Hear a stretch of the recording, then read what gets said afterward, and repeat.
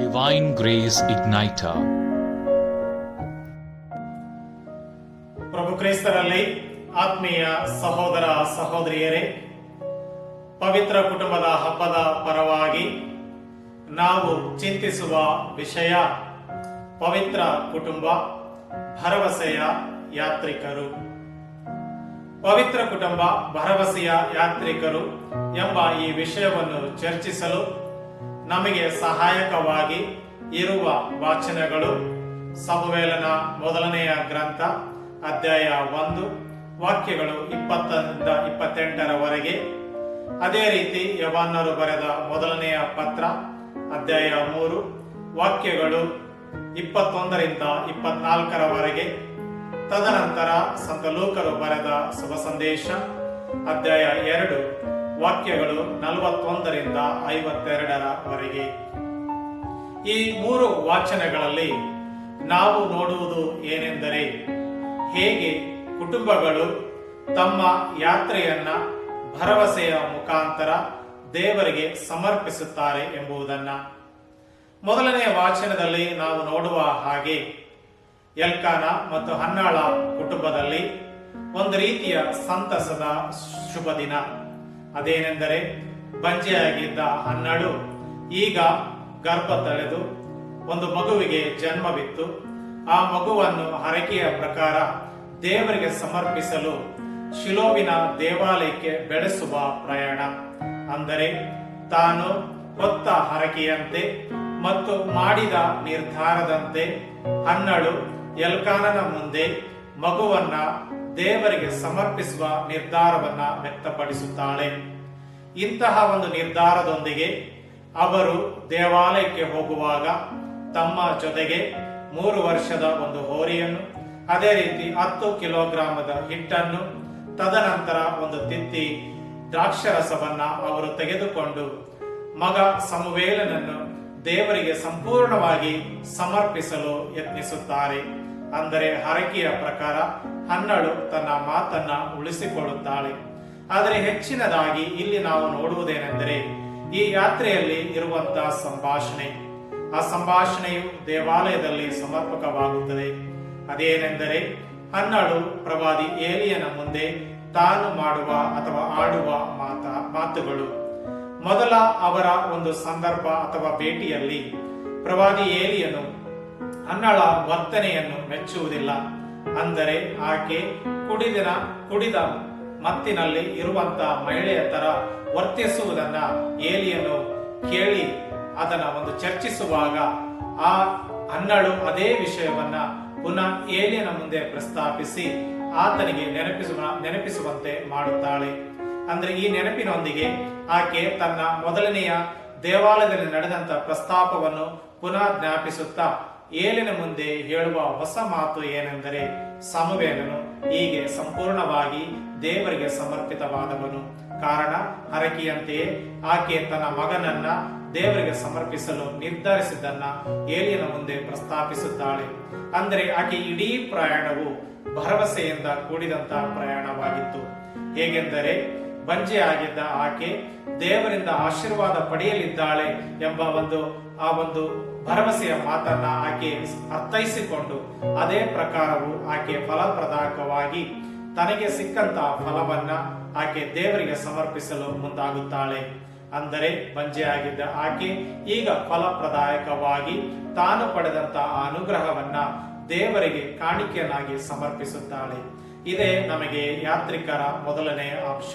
ಅಂದರೆ ಭರವಸೆಯ ಯಾತ್ರೆಯ ಮೊದಲನೇ ಅಂಶ. ಇಂತಹ ಒಂದು ಅಂಶವನ್ನೇ ನಾವು ದೇವರ ಕುಟುಂಬದೊಂದಿಗೆ ನೋಡುತ್ತೇವೆ. ಅದೇನೆಂದರೆ, ನಾವೆಲ್ಲರೂ ದೇವರ ಮಕ್ಕಳಾಗಿದ್ದೇವೆ. ನಾವು ದೇವರ ಮಕ್ಕಳಾಗಿದ್ದೇವೆ ಎಂಬ ಪ್ರಸ್ತಾಪವನ್ನ, ನಿಜವನ್ನ ಅರ್ಥೈಸಿಕೊಳ್ಳಲು ನಮಗೆ ಬೇಕಾದ ಶಕ್ತಿಯನ್ನ ನಾವು ಪಡೆಯುವುದು ಪವಿತ್ರಾತ್ಮರ ವರಗಳ ಮುಖಾಂತರ. ಇಂತಹ ಒಂದು ಪ್ರಸ್ತಾಪವನ್ನೇ ಸಂತ ಯವನ್ನರು ಬರೆದ ಮೊದಲನೆಯ ಪತ್ರ ಅಧ್ಯಾಯ 3 ವಾಕ್ಯ 21ರಿಂದ 24ರಲ್ಲಿ ತಿಳಿಸಲಾಗಿದೆ. ಅದೇನೆಂದರೆ, ನಾವೆಲ್ಲರೂ ದೇವರ ಮಕ್ಕಳಾಗಿದ್ದೇವೆ. ಆದರೆ ಈ ದೇವರ ಮಕ್ಕಳಾಗುವ ಅನುಭವವನ್ನ ನಾವು ಭರವಸೆಯ ಯಾತ್ರಿಕರಾಗಿ ಅದನ್ನು ಅರ್ಥೈಸಿಕೊಳ್ಳಲು ಸಾಧ್ಯವಾಗುತ್ತದೆ. ಅಂದರೆ ಈ ಭರವಸೆಯ ಯಾತ್ರೆಯಲ್ಲಿ ದೇವರ ಆಜ್ಞೆಗಳು ಪ್ರಮುಖವಾಗಿವೆ. ಈ ದೇವರ ಆಜ್ಞೆಗಳಲ್ಲಿ ಹೆಚ್ಚಿನ ಪಾತ್ರ ಪ್ರೀತಿಯದು ಆಗಿದೆ. ಅಂದರೆ ಭರವಸೆಯ ಯಾತ್ರೆಯಲ್ಲಿ ಪ್ರೀತಿಯ ಹೆಚ್ಚಿನ ಆದ್ಯತೆ ಇದೆ ಎಂಬುದನ್ನ 2ನೇ ವಾಕ್ಯವು ನಮಗೆ ತಿಳಿಸುತ್ತಾ ಇದೆ. ಅದೇನೆಂದರೆ, ನಾವು ಒಬ್ಬರನ್ನೊಬ್ಬರು ಪ್ರೀತಿಸುವುದರ ಮುಖಾಂತರ ನಮ್ಮ ಯಾತ್ರೆಯು ದೇವರ ಪ್ರೀತಿಯಿಂದ ತುಂಬಿಕೊಳ್ಳುತ್ತದೆ ಮತ್ತು ನಮ್ಮೆಲ್ಲರ ಕುಟುಂಬವು, ನಮ್ಮೆಲ್ಲರ ಯಾತ್ರೆಯು ಪ್ರೀತಿಯ ಸಂಕೇತವಾಗಿ ಮಾರ್ಪಡುತ್ತದೆ. ಆದ್ದರಿಂದ ಪ್ರಿಯರೇ, ಇಂದು ನಮ್ಮ ಕ್ರೈಸ್ತಿಯ ಕುಟುಂಬಗಳು ಭರವಸೆಯ ಚಿಹ್ನೆಯಾಗಬೇಕು. ಅದೇ ರೀತಿ ಪ್ರೀತಿಯ ಸಂಕೇತಗಳಾಗಬೇಕು. ಈ ಒಂದು ಪ್ರೀತಿಯನ್ನ ಪರಸ್ಪರ ವ್ಯಕ್ತಪಡಿಸುವುದರ ಮುಖಾಂತರ ನಾವು ದೇವರ ರಾಯಭಾರಿಗಳಾಗಿ, ಅವರ ಪ್ರತ್ಯಕ್ಷ ಸಾಕ್ಷಿಗಳಾಗಿ ಈ ಲೋಕದಲ್ಲಿ ಅವರ ಶುಭ ಸಂದೇಶವನ್ನು ಸಾರಲು ಸಾಧ್ಯವಾಗುತ್ತದೆ. ಅಂದರೆ ಪ್ರೀತಿ ಎಂಬ ಶುಭ ಸಂದೇಶ, ಅದರ ಜೊತೆಗೆ ಭರವಸೆ ಎಂಬ ಶುಭ ಸಂದೇಶ, ಇವುಗಳನ್ನು ನಾವು ಜನರ ಮುಂದೆ ಪ್ರಸ್ತಾಪಿಸುವಾಗ, ಸಾರುವಾಗ ನಾವು ದೇವರ ಮಕ್ಕಳಾಗಿರುವ ಅನುಭವವನ್ನು ಅರ್ಥೈಸಿಕೊಂಡು ಅದರಂತೆ ಮುನ್ನಡೆಯಲು ನಮ್ಮಿಂದ ಸಾಧ್ಯವಾಗುತ್ತದೆ. ಈ 2 ಪ್ರಸ್ತಾಪಗಳನ್ನ, ಅಂದರೆ ಅನ್ನ ಮತ್ತು ಎಲ್ಕಾನನ ನಡುವೆ ಆದಂತಹ ಸಂಭಾಷಣೆ, ಅದೇ ರೀತಿ ಅನ್ನ ಮತ್ತು ಪ್ರವಾದಿ ಏಲಿಯನ ನಡುವೆ ಆದಂತಹ ಸಂಭಾಷಣೆ, ಅದೇ ರೀತಿ ಹೇಗೆ ನಾವು ಯವನರು ಬರೆದ 1ನೇ ಪತ್ರದಲ್ಲಿ ನಮ್ಮ ಮತ್ತು ದೇವರ ನಡುವೆ ಆಗುವಂತಹ ಸಂಭಾಷಣೆಯನ್ನ ಹೇಗೆ ಪವಿತ್ರಾತ್ಮರ ಮುಖಾಂತರ ನಾವು ತಿಳಿದುಕೊಳ್ಳಲು ಸಾಧ್ಯವಾಗುತ್ತದೆಯೋ ಅಂತಹ ಒಂದು ಸಂದರ್ಭವನ್ನೇ, ಸನ್ನಿವೇಶವನ್ನೇ ಶುಭ ಸಂದೇಶವು ಇಂದು ನಮಗೆ ಪ್ರಸ್ತಾಪಪಡಿಸುತ್ತದೆ. ಅದೇನೆಂದರೆ, ತಂದೆ ಜೋಸೆಫನು, ತಾಯಿ ಮರಿಯಳು ಯೇಸುವಿನೊಂದಿಗೆ ಜೆರುಸಲೇಮಿನ ಮಹಾದೇವಾಲಯಕ್ಕೆ ಬೆಳೆಸಿದಂತಹ ಪ್ರಯಾಣ, ಅದೇ ರೀತಿ ದೇವಾಲಯದಿಂದ ಪುನಃ ಅವರು ಹಿಂತಿರುಗಿ ಹೇಗೆ ಪುನಃ ಅವರು ಯೇಸುವನ್ನು ಕಂಡುಕೊಳ್ಳುತ್ತಾರೆ ಮತ್ತು ಆ ಒಂದು ಪ್ರಯಾಣದಲ್ಲಿ ಆಗುವಂತಹ ಬದಲಾವಣೆಗಳೇನು, ಅದೇ ರೀತಿ ಭರವಸೆಯ ಚಿಹ್ನೆಗಳು ಏನು ಎಂಬುದನ್ನ ಇಂದಿನ ಶುಭ ಸಂದೇಶದ ಭಾಗವು ನಮಗೆ ವ್ಯಕ್ತಪಡಿಸುತ್ತದೆ. ಅಂದರೆ ಲೂಕರು ಪ್ರಭು ಯೇಸು ಮತ್ತು ತಮ್ಮ ತಂದೆ ತಾಯಿಯರ ನಡುವೆ ಆಗುವಂತಹ ಸಂಭಾಷಣೆಯನ್ನ ಮಹಾದೇವಾಲಯದ ಒಂದು ವೃತ್ತಾಂತದಲ್ಲಿ ಅದನ್ನು ನಿರೂಪಿಸಿದ್ದಾರೆ. ಹೇಗೆಂದರೆ, ತಂದೆ ತಾಯಿಯರು ಯೇಸುವನ್ನು ವಾಡಿಕೆಯಂತೆಯೇ ಮಹಾದೇವಾಲಯಕ್ಕೆ ಕರೆದುಕೊಂಡು ಹೋಗುವಂತಹ ಪ್ರಸ್ತಾಪ, ಅದೇ ರೀತಿ ಮಹಾದೇವಾಲಯದಲ್ಲಿ ಯಥಾ ರೀತಿ ವಾರ್ಷಿಕ ಕಾಣಿಕೆಗಳನ್ನು ಅರ್ಪಿಸಿ ಅವರು ಹಿಂತಿರುಗಿದ ಪ್ರಯಾಣ. ಅವರ ಹಿಂತಿರುಗಿದ ಪ್ರಯಾಣದಲ್ಲಿಯೇ ನಮಗೆ ಆಶ್ಚರ್ಯಕವಾದ ಒಂದು ಸಂಗತಿ ಇದೆ. ಅದೇನೆಂದರೆ, ಯೇಸು ಇಲ್ಲದ ಮನವರಿಕೆ. ಯಥಾ ರೀತಿ ತಾವು ಪ್ರಯಾಣ ಬೆಳೆಸಿದಾಗ ಅಥವಾ ಮಹಾದೇವಾಲಯದಿಂದ ಪುನಃ ನಜರೇತಿನ ಕಡೆಗೆ ಪ್ರಯಾಣ ಬೆಳೆಸಿದಾಗ ಜೋಸೆಫನಿಗೂ ಮತ್ತು ಮರಿಯಳಿಗೂ ಅರಿವಾಗುವುದು ಏನೆಂದರೆ, ತಮ್ಮ ಬಳಿ ಅಥವಾ ತಮ್ಮ ಹತ್ತಿರ ಯೇಸು ಇಲ್ಲ ಎಂಬ ಮನವರಿಕೆ. ಈ ಯೇಸು ಇಲ್ಲ ಎಂಬ ಮನವರಿಕೆ ಸದಾ ನಮ್ಮ ಮನಸಾಕ್ಷಿಯಲ್ಲಿ ಇದ್ದಾಗ ನಾವು ಯೇಸುವನ್ನು ಹುಡುಕಲು ಮತ್ತು ಅವರನ್ನು ಕಂಡುಕೊಳ್ಳಲು ಬೆಳೆಸುವಂತಹ ಪ್ರಯಾಣವು ಆಶಾದಾಯಕವಾದ ಪ್ರಯಾಣ ಮತ್ತು ಭರವಸೆಯಿಂದ ಇರುವಂತಹ ಪ್ರಯಾಣ. ಈ ಒಂದು ಪ್ರಯಾಣವನ್ನೇ ನಾವು ಯೇಸು ಮತ್ತು ಮರಿಯಳ ನಡುವೆ ಆಗುವಂತ ಅಥವಾ ನಡೆಯುವಂತ ಸಂಭಾಷಣೆಯ ಮುಖಾಂತರ ಕಂಡುಕೊಳ್ಳುತ್ತೇವೆ. ಯಾವಾಗ ಮರಿಯಳು, ಮಗುವೇ ನೀನು ಎಲ್ಲಿದೀಯಾ ಎಂಬ ಅಥವಾ ಇಲ್ಲಿದೀಯಾ ಎಂಬ ಒಂದು ಪ್ರಶ್ನೆಯನ್ನು ಹಾಕಿದಾಗ ಪ್ರಭು ಯೇಸು ಅಥವಾ ಬಾಲ ಯೇಸು ಅವರಿಗೆ ತಿಳಿಸುವಂತಹ ವಿಷಯ, ನಾನು ದೇವರ ಕಾರ್ಯಗಳಲ್ಲಿ ನಿರತನಾಗಿದ್ದೇನೆ ಎಂಬ ಮಾತು. ಈ ಒಂದು ಸಂಭಾಷಣೆಯಲ್ಲಿ ಯೇಸು ತಮ್ಮ ನಿಜ ಗುರುತನ್ನ ತಿಳಿಸುತ್ತಾ ಇದ್ದಾರೆ. ಅದೇ ರೀತಿ ತಾಯಿ ಮರಿಯಳು ತನ್ನಲ್ಲಿರುವ ತಳಮಳವನ್ನ ಯೇಸುವಿನ ಮುಂದೆ ವ್ಯಕ್ತಪಡಿಸುತ್ತಾಳೆ. ಆದರೆ ಈ ಒಂದು ಸಂಭಾಷಣೆಯಲ್ಲಿ ಜೋಸೆಫನು ತನ್ನ ಪಾತ್ರವನ್ನ ಪುನಃ ಕಂಡುಕೊಳ್ಳುತ್ತಾನೆ. ಅದೇ ರೀತಿ ತಾಯಿ ಮರಿಯಳು ಕೂಡ ತನ್ನ ಪಾತ್ರವನ್ನು ಹೊಸದಾಗಿ ಕಂಡುಕೊಳ್ಳುತ್ತಾಳೆ. ಅದೇ ರೀತಿ ಯೇಸುವು ಕೂಡ ತಮ್ಮ ಪಾತ್ರವನ್ನು ಕೂಡ ಹೊಸದಾಗಿ ಕಂಡುಕೊಳ್ಳುತ್ತಾರೆ. ಅದೇನೆಂದರೆ, ಅವರೆಲ್ಲರೂ ಪವಿತ್ರ ಕುಟುಂಬದ ಸದಸ್ಯರು. ಪವಿತ್ರ ಕುಟುಂಬದ ಸದಸ್ಯರಾಗಿ ಅವರೆಲ್ಲರೂ ಭರವಸೆಯ ಯಾತ್ರಿಕರಾಗಿದ್ದಾರೆ. ಅದು ಹೇಗೆಂದರೆ, ದೇವರು ಕೊಟ್ಟಂತ ಚಿತ್ತದ ಮೇರೆಗೆ ತಮ್ಮ ತಮ್ಮ ಪಾತ್ರವನ್ನ ವಹಿಸಿಕೊಂಡು ಅವರು ನಿಷ್ಠೆಯಿಂದ ಬಾಳಬೇಕಾದ ಒಂದು ವೃತ್ತಾಂತ. ಇಂತಹ ಒಂದು ವೃತ್ತಾಂತವನ್ನ ಸಂತ ಲೂಕರು ವ್ಯಕ್ತಪಡಿಸುವಾಗ ನಾವು ತಿಳಿಯಬೇಕಾದುದು ಎಷ್ಟೇ, ನಾವೆಲ್ಲರೂ ದೇವರ ಮಕ್ಕಳಾಗಿದ್ದೇವೆ. ಪ್ರತ್ಯೇಕವಾಗಿ ನಾವೆಲ್ಲರೂ ಭರವಸೆಯ ಯಾತ್ರಿಕರಾಗಿದ್ದೇವೆ. ಈ ಭರವಸೆಯ ಯಾತ್ರಿಕರಾಗಿ ನಾವು ಮುನ್ನಡೆಯುವಾಗ ಹೇಗೆ ನಮ್ಮ ಜಗದ್ಗುರುಗಳು ಪೋಪ್ ಫ್ರಾನ್ಸಿಸ್ ಹೇಳುವಂತೆ ನಾವೆಲ್ಲರೂ ಐಕ್ಯತೆಯ ಚಿಹ್ನೆಯಾಗಿದ್ದೇವೆ ಅಥವಾ ಐಕ್ಯತೆಯ ಕೇಂದ್ರವಾಗಿದ್ದೇವೆ.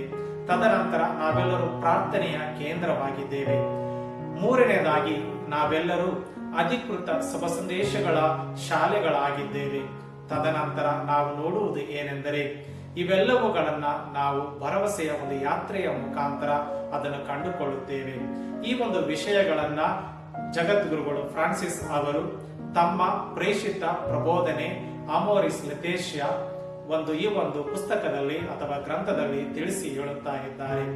ಆದರೆ ಪ್ರತ್ಯೇಕವಾಗಿ ಈ ಒಂದು ಪ್ರೇಷಿತ ಪ್ರಬೋಧನೆಯ 8ನೆಯ ಪ್ರಬಂಧದಲ್ಲಿ ಜಗದ್ಗುರುಗಳು ಫ್ರಾನ್ಸಿಸ್ ತಿಳಿಸುವುದು ಏನೆಂದರೆ, ಇಡೀ ಪವಿತ್ರ ಗ್ರಂಥವು ಕುಟುಂಬಗಳ ಆಧಾರಿತ ಒಂದು ಕಥೆಯಾಗಿದೆ ಅಥವಾ ವೃತ್ತಾಂತವಾಗಿದೆ. ಈ ಎಲ್ಲಾ ಕುಟುಂಬಗಳು ಪವಿತ್ರ ಗ್ರಂಥದಲ್ಲಿ ಭರವಸೆಯ ಯಾತ್ರೆಯನ್ನ ನಮಗೆ ತೋರಿಸಿಕೊಡುತ್ತಾ ಇವೆ. ಅದೇನೆಂದರೆ, ಹೇಗೆ ಫರೋವನ ಮಗಳ ಕಡೆಯಿಂದ ಮೋಶೆಯನ್ನ ಕಂಡುಕೊಂಡು ಆಕೆ ಆತನನ್ನು ತನ್ನ ಸ್ವಂತ ಮಗನನ್ನಾಗಿ ಸ್ವೀಕರಿಸಿ ಬೆಳೆಸಿದಳು, ಅದೇ ರೀತಿ ನಾವು ಕೂಡ ನಜರೇತಿನ ಒಂದು ಕುಟುಂಬದಲ್ಲಿ ಯೇಸುವನ್ನ ಸ್ವಂತ ಮಗನಾಗಿ ಸ್ವೀಕರಿಸುವಂತ ಆ ಒಂದು ಚಿತ್ರಣವನ್ನು ಕೂಡ ನಾವು ಇಲ್ಲಿ ನೋಡುತ್ತಾ ಇದ್ದೇವೆ. ಅದೇನೆಂದರೆ ಸ್ವಂತ ಮಗನನ್ನಾಗಿ ಸ್ವೀಕರಿಸುವ ಒಂದು ವೃತ್ತಾಂತ. ಈ ಒಂದು ವೃತ್ತಾಂತವನ್ನು ನಾವು ಹೊಸ ಒಡಂಬಡಿಕೆಯಲ್ಲಿ ಸಂತ ಪೌಲರು ಎಫೆಸದವರಿಗೆ ಬರೆದ ಪತ್ರದಲ್ಲಿ ಹೇಳುವುದೇನೆಂದರೆ, ತಮ್ಮ ಪ್ರೀತಿಯಲ್ಲಿ ಯೇಸುವಿನ ಮುಖಾಂತರ ದೇವರು ನಮ್ಮೆಲ್ಲರನ್ನ ತಮ್ಮ ದತ್ತು ಮಕ್ಕಳನ್ನಾಗಿ ಸ್ವೀಕರಿಸಲೆಂದು ಪೂರ್ವ ನಿರ್ಧಾರ ಮಾಡಿದ್ದರು ಎಂಬ ಮಾತನ್ನ ತಿಳಿಸಲಾಗಿದೆ. ಅದರಂತೆಯೇ ನಾವೆಲ್ಲರೂ ದೇವರ ದತ್ತು ಮಕ್ಕಳಾಗಿದ್ದೇವೆ. ಇಂತಹ ಒಂದು ಅನುಭವವನ್ನು ನಾವು ಪಡೆಯಬೇಕಾದರೆ ನಾವು ಭರವಸೆಯಿಂದ ಅವರು ಅಧಿಕೃತವಾಗಿ ನಮಗೆ ರೂಪಿಸಿದಂತ ಆ ಒಂದು ದಾರಿಯಲ್ಲಿ ನಾವು ಮುನ್ನಡೆಯಬೇಕಾಗುತ್ತದೆ. ಆ ದಾರಿ ಏನೆಂದರೆ, ಸಂತ ಯೋಹಾನರ ಶುಭ ಸಂದೇಶ 14ನೇ ಅಧ್ಯಾಯ 6ನೇ ವಾಕ್ಯದಲ್ಲಿ ಹೇಳಿದಂತೆ, ನನ್ನನ್ನು ನೋಡುವುದೆಂದರೆ ನನ್ನ ಪಿತನನ್ನೇ ನೋಡುವುದೇ ಎಂಬ ಸತ್ಯವನ್ನ ಪ್ರಭು ಯೇಸು ತಮ್ಮ ಪ್ರೇಷಕರಿಗೆ ತಿಳಿಸಿದ್ದಾರೆ. ಅಂತಹ ಒಂದು ಸನ್ನಿವೇಶವನ್ನು ಕೂಡ ಇಂದು ನಾವು ನೋಡುತ್ತಾ ಇದ್ದೇವೆ.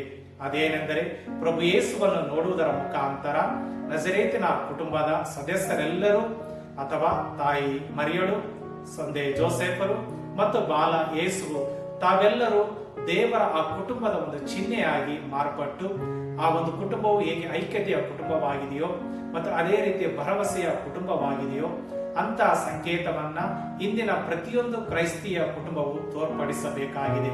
ಇವೆಲ್ಲವುಗಳನ್ನು ನಾವು ತೋರ್ಪಡಿಸಬೇಕಾದರೆ ನಮ್ಮಲ್ಲಿ ಅಧಿಕವಾಗಿ ದೇವರ ಪ್ರೀತಿಯ ಅನುಭವ ಇರಬೇಕು. ಈ ದೇವರ ಪ್ರೀತಿಯ ಅನುಭವವು ಭರವಸೆಯ ಸಂಕೇತವಾಗಿರಬೇಕು. ಅಂದರೆ ಇಂದಿನ ಈ ಭರವಸೆಯ ಜೂಬಿಲಿ ವರ್ಷವಾಗಿರುವುದರಿಂದ ನಾವೆಲ್ಲರೂ ಭರವಸೆಯ ಯಾತ್ರಿಕರು ಎಂಬ ಒಂದು ಅರ್ಥವನ್ನ ಕಂಡುಕೊಳ್ಳುವುದರೊಂದಿಗೆ ಯೇಸುವನ್ನು ನಾವು ಪುನಃ ಕಾಣಬೇಕು ಎಂಬ ಒಂದು ಆಹ್ವಾನವನ್ನ ಈ ವರ್ಷವು ನಮಗೆ ನೀಡುತ್ತಾ ಇದೆ. ಹೇಗೆ ನಜರೇತಿನ ಕುಟುಂಬವು ಯೇಸುವನ್ನು ಪುನಃ ಕಂಡುಕೊಂಡರು, ಅದೇ ರೀತಿ ನಾವು ಭರವಸೆಯ ಈ ಒಂದು ವರ್ಷದಲ್ಲಿ ಭರವಸೆಯ ಯಾತ್ರಿಕರಾಗಿ ನಾವು ನಮ್ಮದೇ ಆದ ಪ್ರಯಾಣವನ್ನ ಬೆಳೆಸಿ ಪರಿಶುದ್ಧತೆಯಲ್ಲಿ ನಮ್ಮ ಮನೆಗಳನ್ನ ಪರಿವರ್ತಿಸಿ ಅಥವಾ ಪರಿಶುದ್ಧತೆಯ ವಾತಾವರಣದಿಂದ ನಮ್ಮೆಲ್ಲರ ಕುಟುಂಬಗಳನ್ನ ಪರಿವರ್ತಿಸಲೆಂದು ದೇವರ ಹತ್ರ ನಾವೆಲ್ಲರೂ ಪ್ರಾರ್ಥಿಸಬೇಕಾಗುತ್ತದೆ. ಇಂತಹ ಒಂದು ಪ್ರಾರ್ಥನೆಯೊಂದಿಗೆ ನಾವು ನಜರೇತಿನ ಕುಟುಂಬವು ಹೇಗೆ ಯೇಸುವನ್ನು ಪುನಃ ಕಂಡುಕೊಂಡಿತೋ ಅದೇ ರೀತಿ ನಾವು ಕೂಡ ಭರವಸೆಯ ಮುಖಾಂತರ ಪುಣ್ಯ ಯಾತ್ರೆಯನ್ನ ಬೆಳೆಸಿ ನಾವು ಪ್ರಭು ಯೇಸುವನ್ನ ನಮ್ಮ ಜೀವನದಲ್ಲಿ ಕಂಡುಕೊಳ್ಳಬೇಕು ಮತ್ತು ಧರ್ಮಸಭೆಯ ಪ್ರತಿಯೊಂದು ಅಂಗದಲ್ಲಿಯೂ ಕೂಡ ನಾವು ಅವರ ಆ ಒಂದು ನಿಜ ಸ್ವರೂಪವನ್ನ ಕಂಡುಕೊಳ್ಳಬೇಕು.